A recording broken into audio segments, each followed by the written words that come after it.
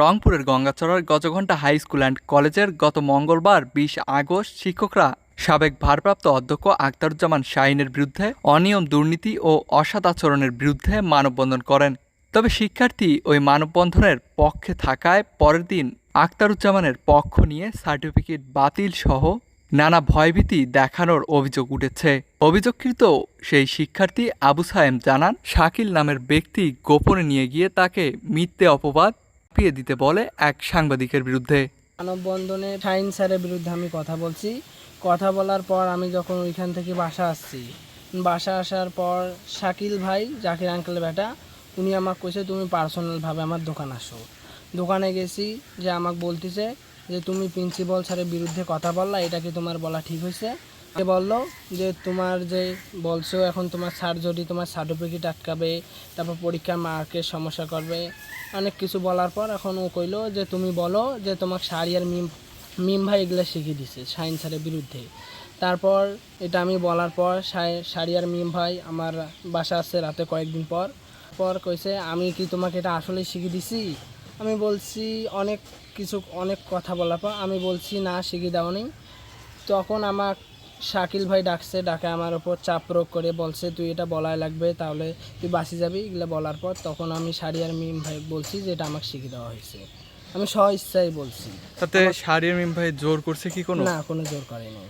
আমি স্ব ইচ্ছাই বা রাতে কোনো এসে জোরপূর্বক তুলে নিয়ে বা এই ধরনের কিছু করছে কি? না। অপরদিকে অভিযুক্ত শাকিল বিষয়টি নিয়ে বলছেন ভিন্ন কথা। জিজ্ঞেস করছিলাম তুমি যে মানববন্ধনে সায়েন্সের বিরুদ্ধে কথা কইলে এলে কি তোমাকে কেউ শিখিয়ে দিছে? কারণ সায়েম মামা বললো ভাই আমি একটু নাচানাচি হাসাহাসি বেশি করতেছি বিদায় শাহরিয়ার মিম ভাই আমাকে পেছন থেকে এসে শিখিয়ে দিল তুমি এগুলো বলো। তাই আমি আমাকে এই কথাই বলছি।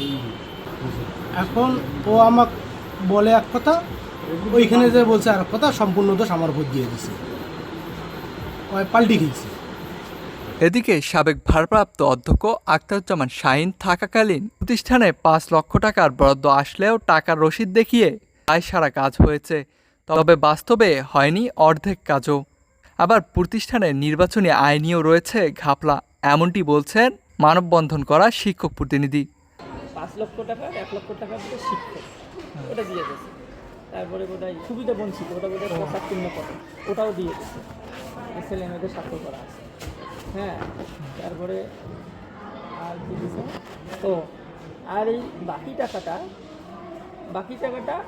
ওটা কিন্তু ওই ভাউচারের মধ্যে আছে। ওই বাকি টাকাটা কিছু টাকা খরচ হয়েছে, এখন কয় বাকি টাকা বেতন দিছি, কিন্তু ওই টাকার যে কাজটা সেই কাজগুলো হয় না। মোট কত টাকা ছিল? লাইব্রেরি ভাউচার টাকা ছিল, ওইটার কিছু টাকার বই কিনছে। এটা লাইব্রেরি, হ্যাঁ ৩৫,০০০, ওটা কিন্তু বোধহয় ১ লাখ কি ১.৫ লাখ বরাদ্দ ছিল, ৩৫,০০০ টাকার বই কেনা হয়েছে। আর টাকাগুলো আর সেটা বলছি, আর একটা শৌচাগারের টাকা ছিল বোধহয় ১ লাখ ৬ লাখ, ওটার ওই যে ইটটা কিনে আনা হয়েছে। হ্যাঁ, ওই সময় যে কিছু টাকা এক স্যারের কাছে দিছিল রাখতে, ওই টাকা নিয়েও খুব বেতন দিয়েছে, ওই ১,০০০ ইট কিনে আনছে, ওই টাকা দিয়ে কিনে আনা হয়েছে। আর ওর পাশে কোনো কাজ হয় নাকি। হ্যাঁ, হলো একটা প্রতিবন্ধীর টাকা আছে, এই সেটা না, কিন্তু ওটা নাকি অ্যাপার্টাস কিনছে, কিন্তু ওই অ্যাপার্টাসগুলো ওটা আগের ভাউচার সম্ভব। ওই সে অ্যাপার্টাস দেখি, কিন্তু ওটা লেখছে ওইটা ভাউচারটা ওইটা দেওয়া আছে। আছে বোধহয় কোথায় আছে, মানে ওখানে এখন ও বলতেছে এই টাকাগুলো তো ওই স্কুলের পারপাসে তো খরচ হয়ে গেছে, যার ফলে এই কাজগুলো করা হয়নি, কিন্তু ভাউচার ঠিকই দেওয়া হয়েছে। নির্বাচন আয়োগ কত দেখাইলো? ৫৪,০০০ না কত, তার মানে ৬৬ হবে ৫৪ কেন? সেটাই সেদিনে ওই যে মানববন্ধন আগে বলছিলাম যে আপনার যে ৬৬ হবে ৫৪ কেন? বলে অমুক দেয় নাই, মানে আপনি এটা কেমন কথা খান? আপনি নমিনেশন বিক্রি করছেন, দেয় নাই মানে? আমি তো টিয়ার, আমার তো প্রতিদ্বন্দ্বী নাই, আপনি ৬,০০০ নিলেন আর আপনি ওদের কাছে টাকা নিলেন না, তার মানে নমিনেশন বেচাইছেন ১১টা, আপনি হিসাব দেবেন না ১১টা? অবশ্যই। ১১টা কত করে নিছিল? ৬,০০০ করে, ৬৬ ও কয় ওই অমুক দেয় নাই বললে হবে? এখনো কি ওইটা ওইভাবেই আছে। তবে ওই বরাদ্দর কথা জানতে চাইলে সাবেক ভারপ্রাপ্ত অধ্যক্ষ আখতারুজ্জামান বিষয়টি অস্বীকার করে বলেন তার বিরুদ্ধে অপবাদ দিয়ে সুনাম ক্ষুণ্ণ করার চেষ্টা করছেন। অভিযোগটা সম্পূর্ণ ভিত্তিহীন এবং বানোয়াট। ৫ লক্ষ টাকা সরকার যেটা দিয়েছে সেই টাকা আমি ১ লক্ষ টাকা তুলে টিচারদের মধ্যে বন্টন করে দিয়েছি সরকারি বিধি মোতাবেক। আর বাকি 4 লক্ষ টাকা আমি স্কুল ফান্ডে রেখে পরবর্তী কমিটির সিদ্ধান্ত মোতাবেক যে খাতে ব্যয় করা দরকার সেই খাতে ব্যয় করছি। এখন যারা এই অভিযোগ নিয়ে আসছে তারা মূলত একটা ঐতিহ্যবাহী প্রতিষ্ঠানের ভাবমূর্তি ক্ষুণ্ণ করা, দীর্ঘদিন থেকে যে সুনাম নিয়ে চলছিল সেটাকে দেশি এবং মানে যেহেতু তারা চ্যানেলের মধ্যে প্রকাশ করছে দেশে এবং বিদেশে এই প্রতিষ্ঠানের ভাবমূর্তি ক্ষুণ্ণ করছে, সেই সাথে আমারও ভাবমূর্তি ক্ষুণ্ণ করছে।